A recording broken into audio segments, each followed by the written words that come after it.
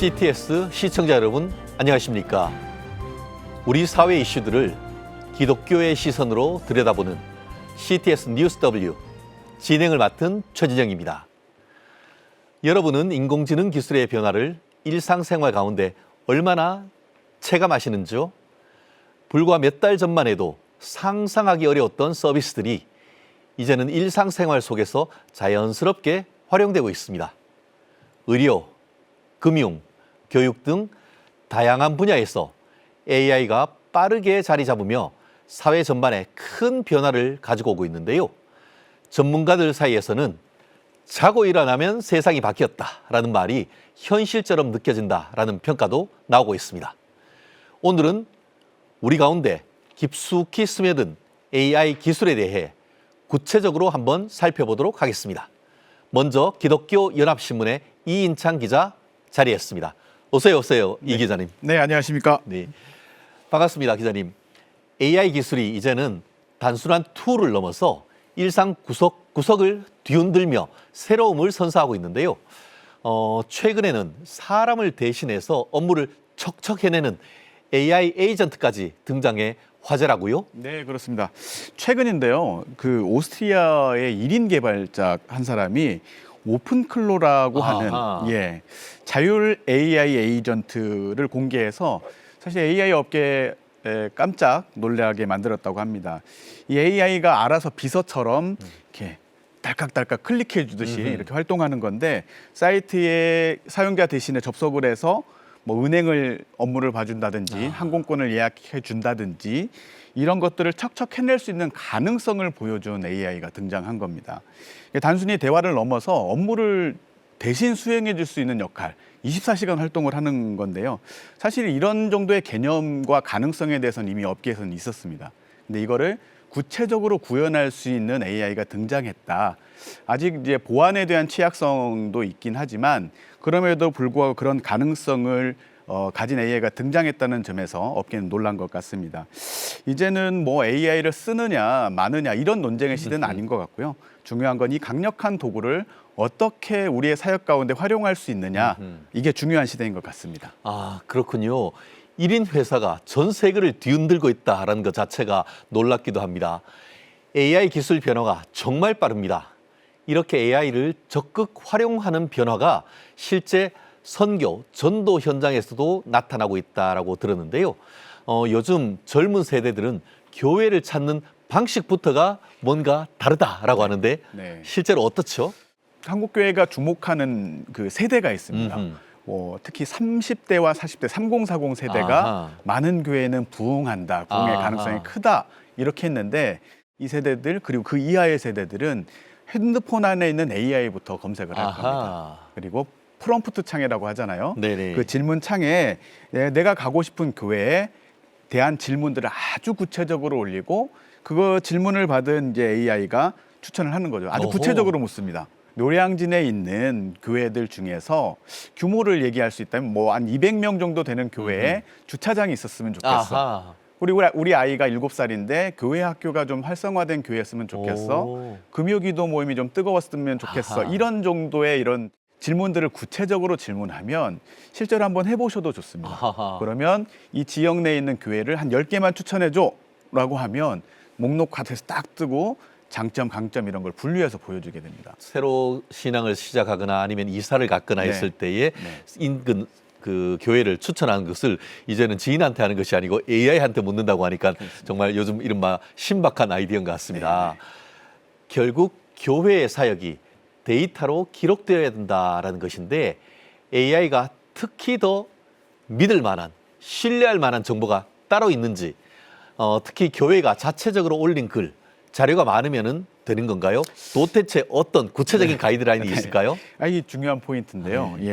AI가 가장 신뢰하는 그 정보는 골든 데이터라고 하는데, 그걸 바로 뉴스 기사입니다. 제가 기자라서 하는 얘기는 아니고요.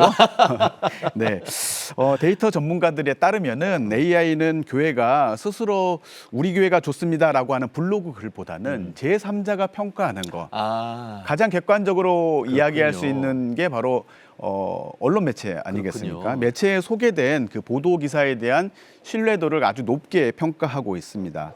그래서 우리 교회가 하고 있는 사역들이 있다. 그리고 충분히 세상과 공유하고 성도들과 공유할 만한 것이다. 그러면 방송 매체 혹은 신문 매체에 적극적으로 보도할 수 있는 그런 교회의 노력이 좀 필요해 보입니다. 우리 CTS도 현장에서 많이 취재하지 않습니까? 그럼요. 네. 예, 그 기사들이 노출되면 AI가 활용해서 교회에 도움이 될 것입니다. 아, 그렇구나. 그렇다고 하면은 상대적으로 규모가 좀 작은 개척교회 내지는 중소형 교회들은 어떻게 하면 좋을지, 그리고 대형 교회처럼 매번 뉴스에 나오기 어려운 현실적으로 그런 어려움 있는 그런 중소형 교회라든가 시골에 있는 미자립 교회, 이런 부분은 어떻게 하면 좋을지 한번 좋은 제안 한번 해주시죠. 네, 맞습니다. 이게 뉴스에 늘 나올 수 있으면 좋겠죠. 근데 그 기회가 작은 교회들은 참 쉽지 않습니다. 전략적인 대응이 필요한데, 그래서 좀 고민해 봤는데 실천적인 대응을 한 3가지 정도만 제안해 보고 싶어요. 우리가 SNS에 영상을 올리고 글을 올리고 할 때 그 컨텐츠 하단에 우물정 해가지고 해시태그를 달지 네네네네. 않습니까? 이 해시태그를 길게 다는 겁니다. 아, 롱테일 키워드 이랬는데, 그래서 롱테일 긴 꼴이구나. 네. 네네. 그래서 우물정 한 다음에 뭐 노량진, CTS, 쓰레기 줍기 봉사 뭐 이런 식으로 길게 다는 거죠. 그렇게 됐을 때 AI가 더 정확하게 매칭해서 검색할 수 있게 되는 겁니다. 사실 기자들이 원하는 건 큰 행사를 원하는 게 아니거든요. 의미 있는 걸 원하기 때문에 의미 있는 사역들을 하고 있다면 그것을 어떻게 그 기자들이라든지 매체에 좀 알려서 뉴스할 수 있도록, 특히 지역에 있는 매체들 속에 소개된다면 그것도 도움이 될 그렇죠. 겁니다. 요즘은 누구나 미디어를 활용하는 시대이기 때문에 가능할 것으로 생각하고요. 그리고 이게 되게 실질적인 얘기인데, 우리가 그 포털 사이트나 이런 데 보면 검색을 했을 때 지도 앱들이 있지 않습니까?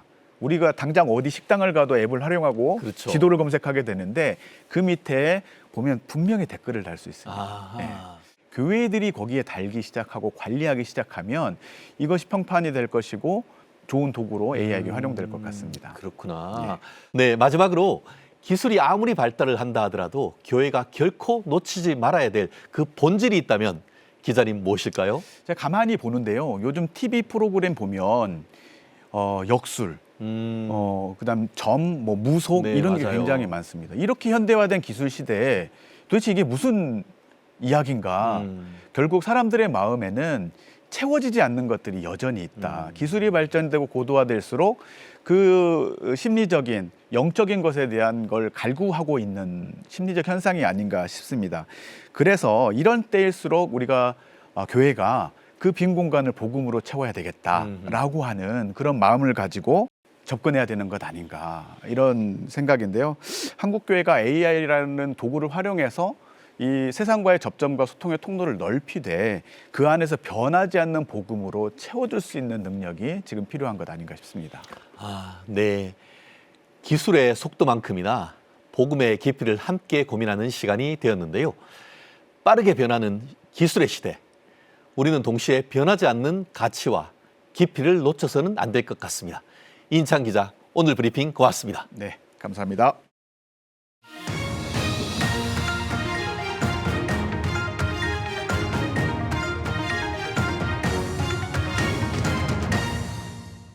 앞서 살펴본 것처럼 AI 기술은 이제 단순한 기술을 넘어 사회 전반에 큰 영향력을 미치고 있습니다. 업무 효율을 높이고 새로운 가능성을 열어주기도 하지만 동시에 인간의 역할과 가치에 대한 질문을 던지게 하는데요. 그래서 이번 시간에는 AI 전문가이자 필리아 교회 담임 목사이신 박순형 목사님을 초대해서 그리스도인으로서 놓치지 말아야 될 본질과 신앙적 가치에 대해서 함께 얘기해 보도록 하겠습니다. 목사님, 어서 오세요. 예, 안녕하십니까. 현재 목사님은 AI를 어느 정도로 활용하고 계시죠? 제 같은 경우는 많이 활용을 하는 편입니다. 왜냐하면 목회도 있고 그다음에 연구 활동도 하고 있기 때문에 그러시구나. 자료를 많이 찾는 편입니다. 예. 근데 AI를 활용을 하게 되면 AI가 자료를 가지고 요약도 해주고 이렇게 하기 때문에 굉장히 효율적이라고 이렇게 저는 판단을 하고 있습니다. 근데 어떤 단점들도 있습니다. 뭐냐면 첫 번째, AI가 어떤 오류를 가지고 있다는 것입니다. 그래서 이 AI가 산출되는 이런 결과물들을 검증을 해야 된다는 이런 이제 시간적인 어떤 그런 소요되는 부분들이 있습니다. 두 번째는 생각 자체의 게으름을 가져올 수 있다는 것입니다. 그러니까 사람이 생각할 수 있는 능력 자체가 점점 퇴화되고 퇴보된다는 이런 것입니다. 그래서 AI에게 생각을 이렇게 대신해서 이렇게 맡긴다면 결국은 우리들의 생각 자체는 결국 종속될 수밖에 없는 것입니다. 그래서 점점 AI는 지능이 높아져 가고 사람은 점점 이렇게 퇴화져 가는 이런 현상들이 오고 있는 것 같습니다. 아, 그렇군요. 사실 그럼에도 불구하고 우리가 AI를 적극적으로 활용하는 이유는 그 편리함 때문 아니겠습니까? 네. 목사님이 보시기에 AI가 우리 삶에 주는 가장 큰 편리함 뭐라 생각하시죠? 회사에서는 사람이 일하는 곳은 아닙니다. 의외로 시스템이 일하는 곳입니다.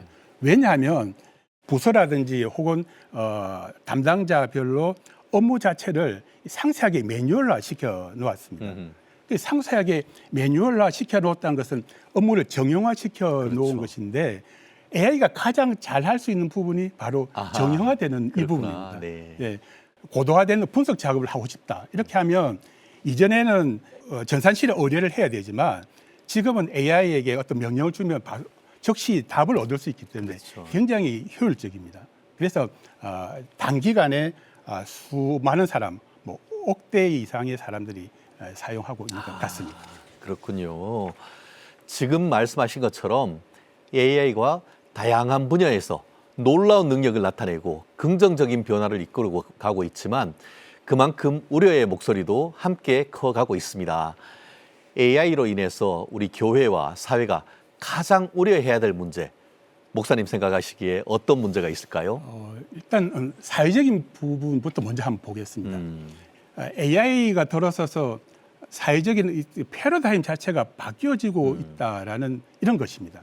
예를 들면 우리가 AI에게 질문을 합니다. 질문하면 AI가 답을 냅니다. 근데 우리가 질문에 대해서 어떤 정답을 내릴 것인지 하는 그 결정권자는 AI 뒤에 있는 AI를 설계하고 생산해내고 관리하는 이런 소수 그룹들입니다. 네. 우리가 생각하는 이제 자료를 가공을 해서 가치 있는 자료가 만든 것이 우리가 정보라고 그렇죠. 봅니다.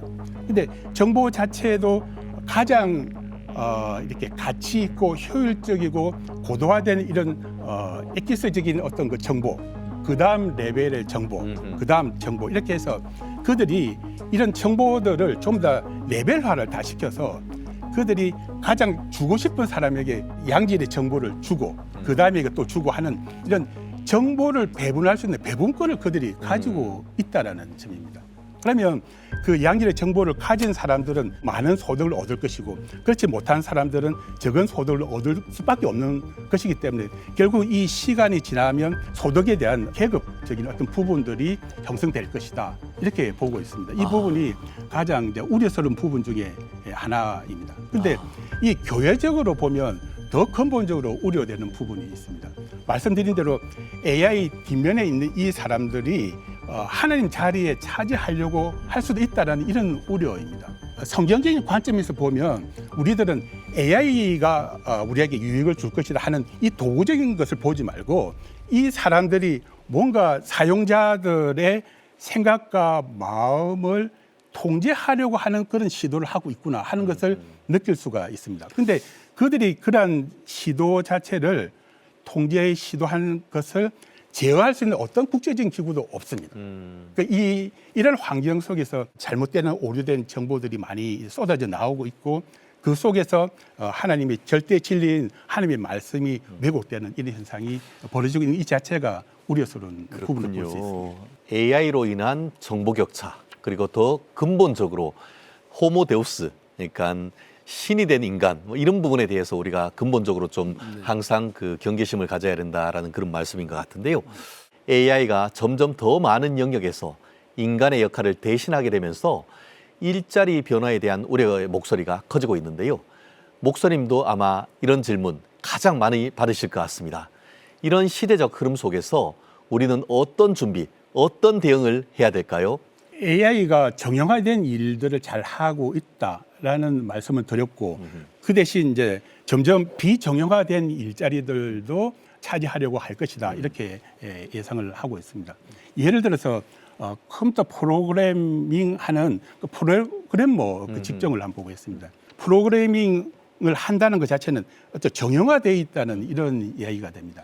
그렇기 때문에 그 새로운 신규 프로그래머를 모집하는 이것이 점점 더 없어져 가고 있고 실직을 안 당하는 그런 사람들이 이 회사 내에 존재하고 있습니다. 그래요? 그런 경우는 어떠냐 하면 프로그램도 잘 알고 있고 네.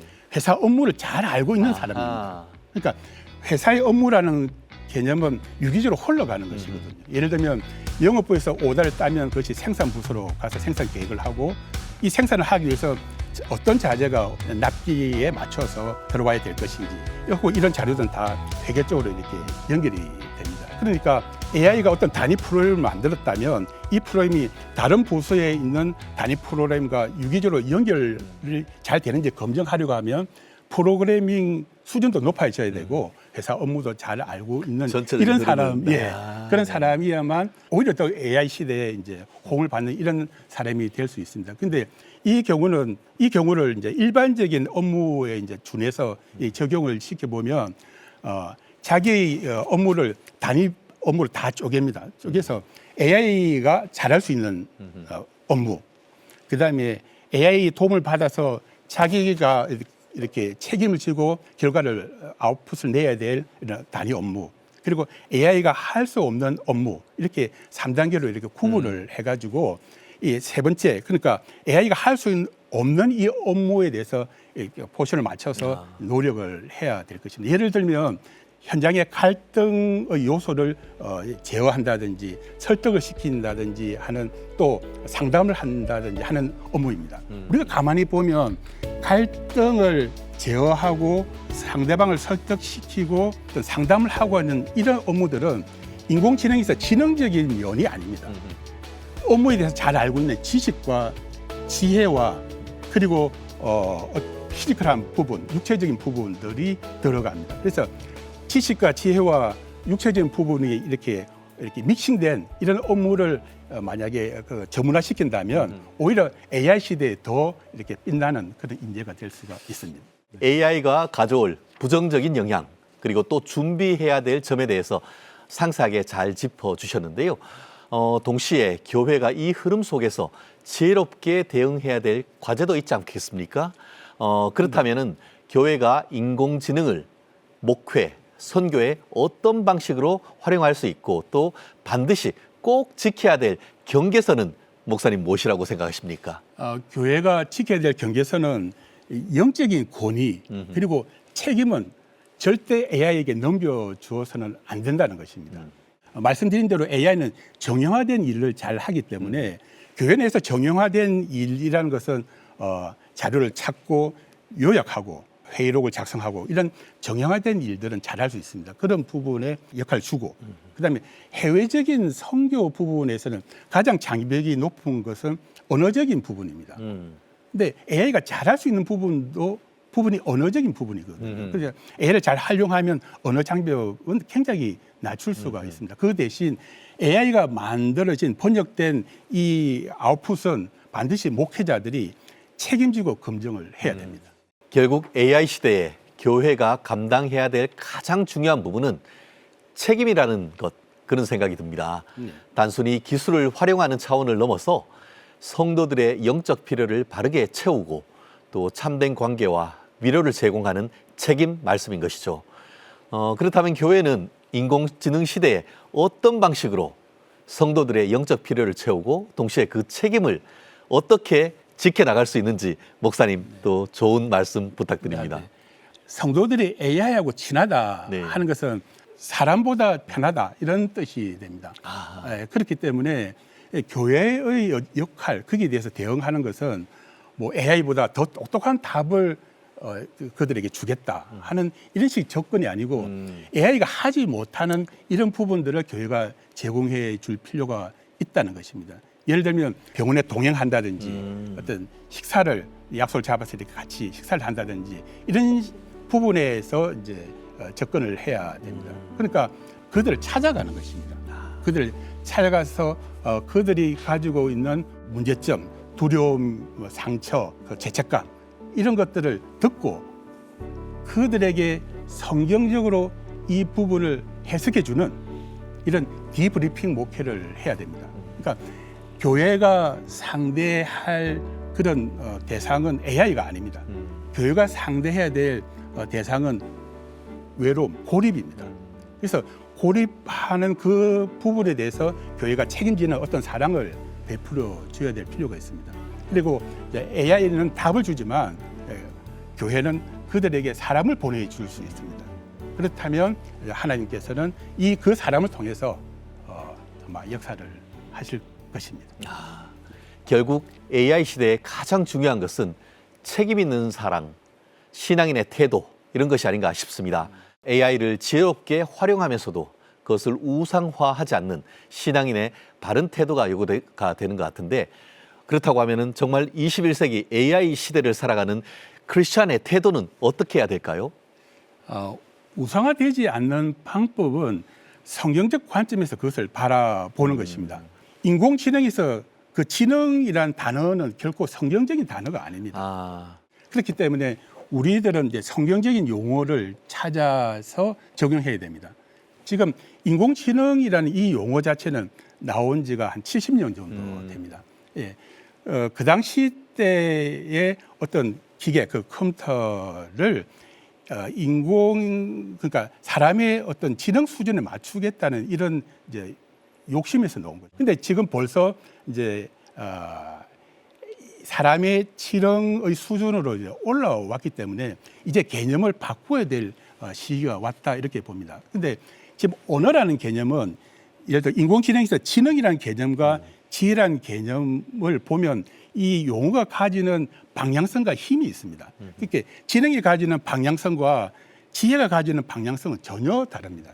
그래서 지혜라는 방향성을 가진다면 우리가 하나님의 선을 그 안에 포함시킬 수 있지만 지능이라는 이 단어를 우리가 계속 고집한다면 하나님의 선을, 즉 하나님의 뜻을 그 안에 품기는 굉장히 힘듭니다. 그래서 우리는 용어를 바꾸는 이런 운동을 첫째 펼쳐야 될 것이고 이건 지능이 아니고 지혜의 입장에서 이거를 바라봐야 된다라고 교육을 한다면 결코 이제 성도들이 AI에 대해서 우상화 이런 우려는 하지 않아도 될 것 같습니다. 그렇군요. 지능이 아닌 지혜를 붙잡을 때 AI가 하나님의 선한 목적을 이루는 통로로 사용될 수 있다라는 말씀 잘 기억하겠습니다.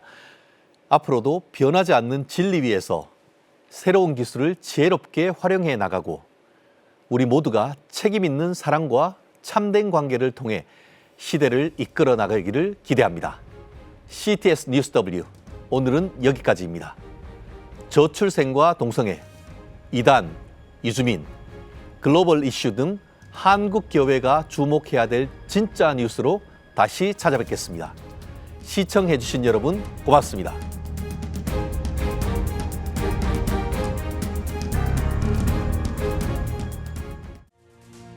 지금 한국 교회는 복음의 능력이 필요합니다. 하나님 앞에서 자신을 돌아보는 회개 용서 운동, 성령의 임재를 간절히 구하는 기도 성령 운동, 오직 말씀과 기도로 다시 일어서야 합니다. 한국 교회가 복음의 능력을 회복할 때 나라와 민족을 살리고 다음 세대가 믿음으로 바로 설 것입니다. 예수 그리스도의 생명의 복음으로 하나 되는 한국 교회. 개혁주의 생명신학이 예수 생명의 마중물이 되겠습니다. 이 캠페인은 기독교대학의 글로벌 리더 백석대학교와 백석총회가 함께합니다.